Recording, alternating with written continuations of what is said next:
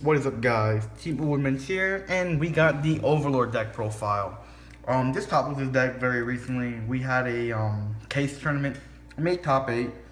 Ended up fighting Zavani. He played Link Joker. It was a good game. Game 1, he double credited me. Game 2, I quadruple credited him on the ace. He was not very pleased about that. But I'm like, and I brought up, well, you double credited me last game, so it was kind of fair. And then game 3, we actually had a really good game. We went really far with the game. Game was really good. We both played the game really well. We both went to late game. Of course, Link Joker, Kagura, we thrive at late game. I kill his board. He locks my board. I restand and kill his board. He locks my board and gets crits. So it was a good game. It just basically came down to me making the better read on his play, on his turn. I assumed he had a perfect guard, but he didn't have a perfect guard. So had I gone into the Blade Master Stride, I could have killed him that turn. But he didn't. I assumed he had a perfect guard. He had 6 cards in hand, so nothing you can do about that. But at least game 3 was a good game. It was good, and I got a free box out of the case, so it was not bad. So starter is still is the same. Leather Soldier, Undune. He's really he helped out a lot. He helped me thin out those grade 3s. Ugh, this deck loves to give me grade 3s. Skill, Act Ability, GB1, Counterblast 1, put him into the soul, add an Overlord from your deck to your hand. Very useful, especially when you're gonna go and ace your opponent that turn. Grade 3s, I play 2 Drogonic Overlord the Legend. He's really good. Might be changing up the deck to put him at 4 and just play 4 the end and just take out the cross. Cross is kind of too slow, but a little 50-50 because I still like the cross. Just because I like the Legion and Legioning helps. But I'll get to that later. On right skill, it's Counterblast 1, Soul Blast 1. Check the top 5 cards of your deck. Add a Flame Dragon, so you can add your PGs and your grade 2s and another Overlord and a heal trigger, the G guard. You can do a lot of things because the on right skill is amazing. And his act ability is GB2, which most people don't really use. It's Counterblast 1, discard a grade 3, he becomes a strike. Basically, he gains 15k power and he gains an extra drive tech. And the new skill that if he attacks a rear guard, discard 3 cards and he restands. You can only use the skill once, so basically gives you 6 drive techs on that turn. So you can kill your opponent if you hit a lot of triggers. I play 3 the cross and 3 the end. The end, if you don't know, is the grade 3 that came out. He's the classic, he's the crossfire. Have 1 SP. One of these days I want to get him all SP. I got 1 of the XSP. I want to get 4 of him as well. I have a problem. But aside from my rarity Hornets, the Legion, if you don't know, Legion was the end. He came out a few years last year, and his skill is that when he doesn't hit Counterblast 1, discard a copy of himself, and you can retire 2 units. And when you perform Legion, you can either add himself or the end. So the end, if you do hit Counterblast 2, discard himself, restand. So basically, you're playing a mind game with your opponent, whether I'm gonna restand or I'm gonna kill your board. Most of the time, you don't really want to kill his board. You kind of want to keep that grade 3 for better things. But that's basically it. You don't use the crossfire because no one plays the original Drogonic Overlord or the Break Ride. It's not functional anymore. Play 4 Burnout. Yes, they're all SP. I'm so glad I got them all. They're so nice. Looking at SP from that section. But aside from that, on rearguard placement, if you have an Overlord in your drop zone, you can put it at the bottom of your deck. If you did that, pay the cost, which is Soul Blast 1, you can retire one of your opponent's units. So he helps us when you trying to do the loop, when you ride the cross, search for himself, swing, they guard you.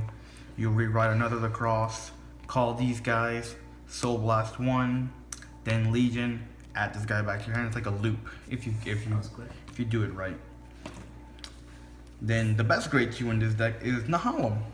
His skill is GB1. He's an 11k attacker if you have an Overlord Vanguard. And whenever your grade 4 Overlord Vanguard attacks, he gains 5k power. So when you're on the Legends GB2 skill or on the Ace, he gains 10k power. So he's really good. I play 2 Burning Horns because if you notice, you don't have that. When you see the rest of the deck, there's no boosters. I need something to hit you with, so I played 2 of him. There's another card I wish I had more of, but I don't have any more of. It's this guy. He came out in G1. There's a reason why I play him. His skill is whenever a unit's put into the drop zone from one of my effects, Counterblast 2 and retire a unit. You're gonna see why I play this card, because you'll see when I show you the grade ones.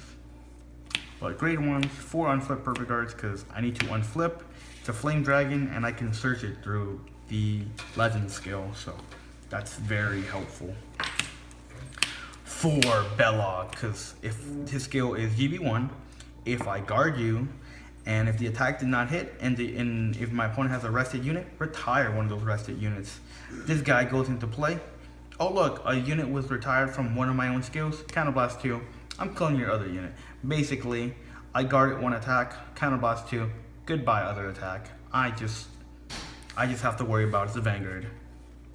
It really screws up a lot of decks, like Aqua Force. I did that to somebody. He was not pleased, and I found that to be hilarious.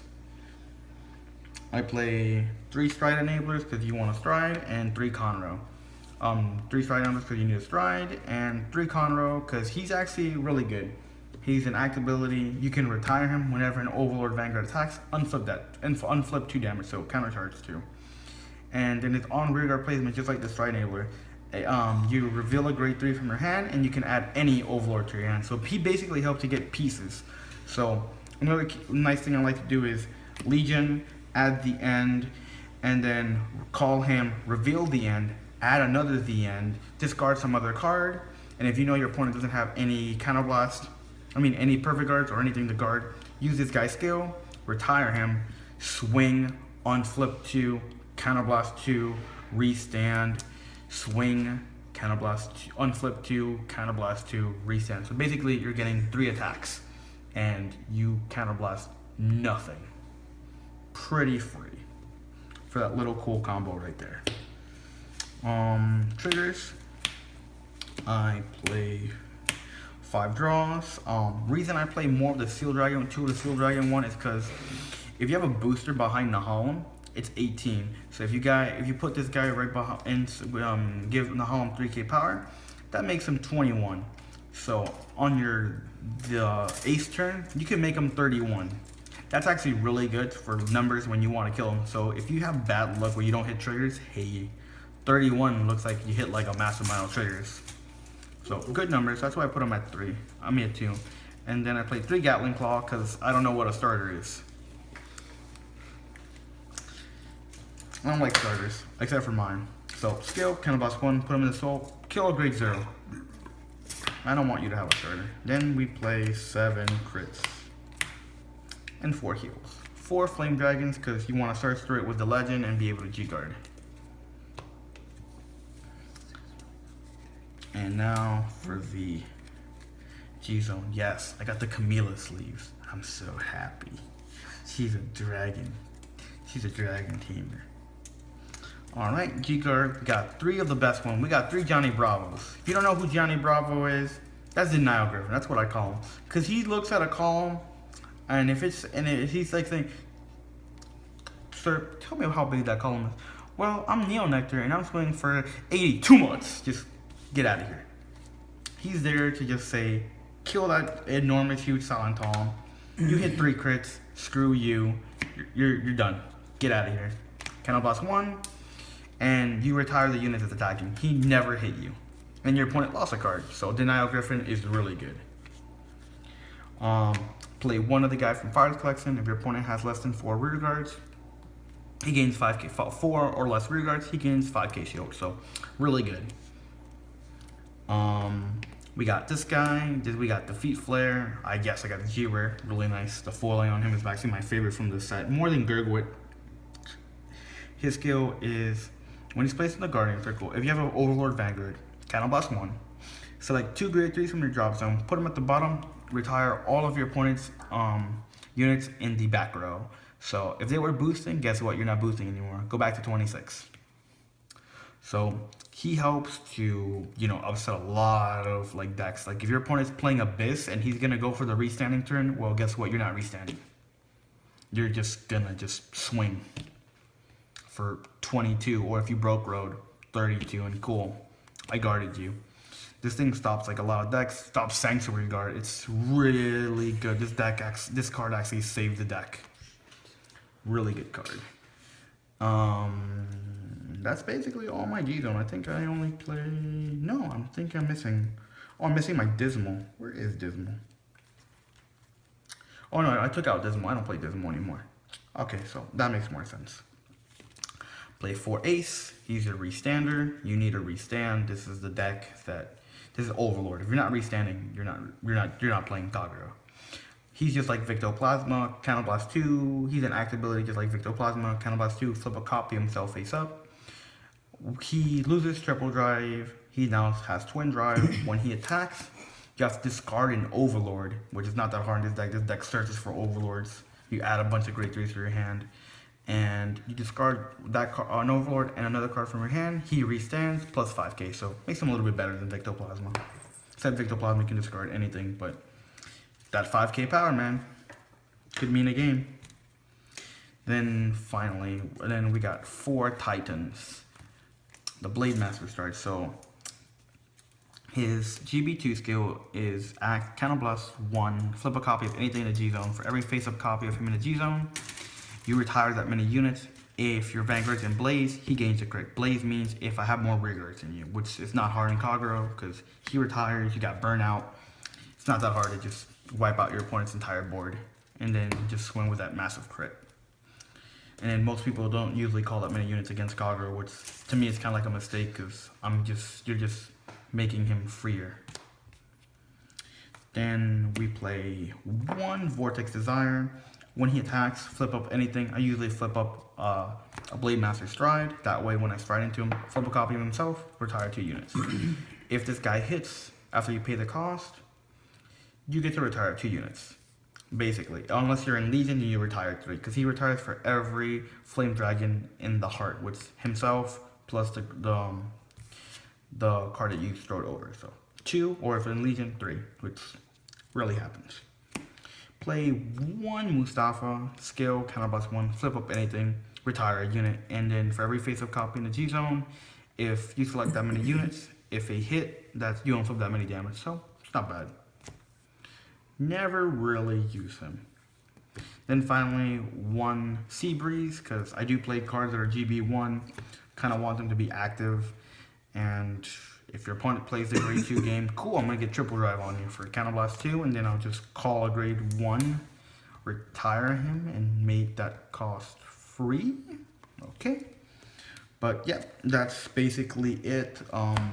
If I were to give this deck a rate, how good it is, this deck's actually really good. Why is it really good? We have Belog, we have the Nile Griffin. Basically, this deck became exactly what I want it to be. Very defensive. You stop a lot of decks. If I were to say what are the worst matchups for this deck, I would still say Grand Blue, but you have the Nile Griffin that help out a lot of your matchups. Pale Moon, like a lot of your worst matchups got fixed. Those decks are still annoying because there's never anything to retire, but you have Blade Master just force out the PG from out of their hand. Shadows, but now you actually can now do stuff on their turn. So all your bad matchups actually got fixed from that. Aggro decks become a lot more manageable. You can actually stop Lambros. The deck that you hate to fight the most is the Mirror Match, because that matchup is gonna take forever. You're gonna hate fighting Angel Feather because that deck takes forever and they keep healing. But the Nile Griffin, man, he just stops everything, and Belog is there. If there's anything I wish we had that grade 2 that's just like Belog. If we had that grade 2, I would take these 3 out and just play that grade 2. That way I just stop every attack that comes my way. So that's basically it, guys. That is the Overlord deck profile. I hope you guys enjoyed it.